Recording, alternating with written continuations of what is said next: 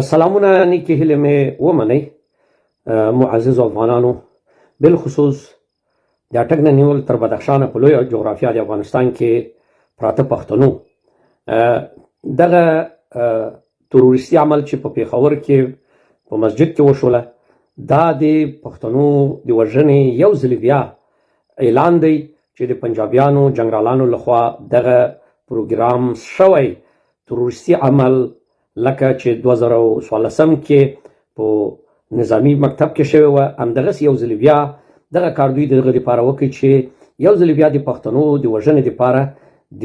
علني او عملي جګړې ته لاره هواره کړي. نو زه ویلی سم چې دا بهانه چې د طالبانو یا د ټي ټي پي او یا د افغانستان کې چې کومه طالبان په قدرت کې دي،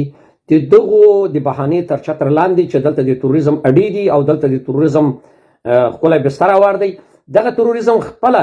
پنجابیانو جنرالانو استخباراتو جوړه کړې وه او دوی د دغه تجارتخانې له ادرسه د افغانانو وژنه او بالخصوص د پښتنو وژنه او تباهي له ادرسه دوی میلیارډ ډالرونه لاسته راوړنې لري او بیا هم دغه نوې جګړې اعلان دی او تاسې په دې باندې متیقن اوسیږئ چې یو ځل بیا په دغه جغرافیه کې به ګرم او ډیره تباه کننده جګړه به شروع شي. دا باید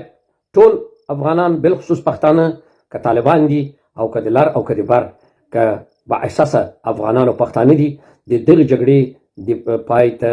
د ټکي ایښودو لپاره لاس په لاس شئ، دنیا ته دا ښکاره کړئ چې موږ نور جګړه نه غواړو، موږ د پاکستان د کرنیلانو په اسارت کې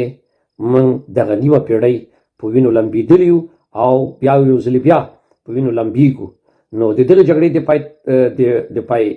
ټکی ایښودو دپاره په ټولو افغانانو پښتنو باندې فرض عین دی چې موږ د خپل وطن د خپل ولسونه وژغورو. ژوندي او بریالي اوسئ.